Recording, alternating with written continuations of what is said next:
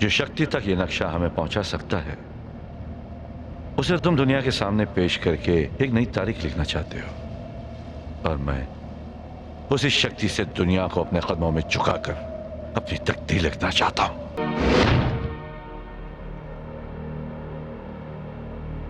सभ्यता की शुरुआत से ही इंसान शक्ति की तलाश और ताकत की तमन्ना करता रहा है, और अगर वो शक्ति चमत्कारी हो, दिव्य हो, रूहानी हो, तब तो उसको हासिल करने के लिए वो किसी भी हद तक जाने को तैयार है। दैवी शक्ति की तलाश में आदमी पहाड़ों, नदियों, जंगलों और गुफाओं में सालों साल भटकता रहा है, नेक इरादों के साथ भी और बुरे इरादों के साथ भी। और इतिहास गवाह है कि इंसान के इस जुनून ने ऐसी शक्तियां हासिल भी की हैं, क्योंकि ऐसी शक्तियों का वजूद शायद हर दौर में रहा है। अगर रामायण और महाभारत के वक्त की कहानियां और चरित्र सच है, तो ऐसी अद्भुत दिव्य शक्तियों का होना भी सच है, और इसका सबूत हमें आज भी दुनिया की कई जगहों पर मिलता है। यह कहानी ऐसी ही एक शक्ति, महाभारत युग के एक ऐसे दिव्य अस्त्र की तलाश की कहानी है, जिसे पाने का मतलब है आज और कल, यानी वर्तमान और भविष्य पर पूरा नियंत्रण। इस अस्त्र की जानकारी एक नक्शे में दर्ज है।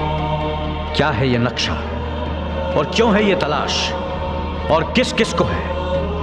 इन सवालों का जवाब शायद हर पल सिर्फ तेजी से गुजरते हुए वक्त के पास है।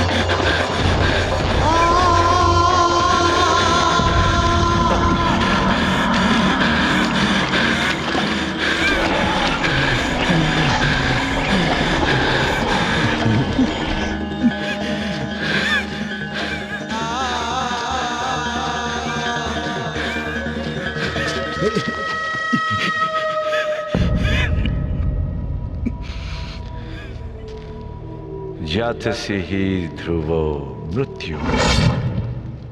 इंसान जितना भी क्यों ना भागे, मौत से नहीं बच सकता। प्रोफेसर,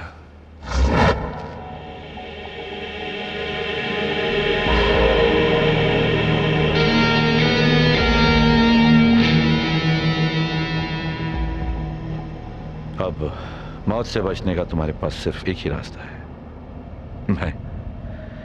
मैं तुम्हारी मौत नहीं चाहता।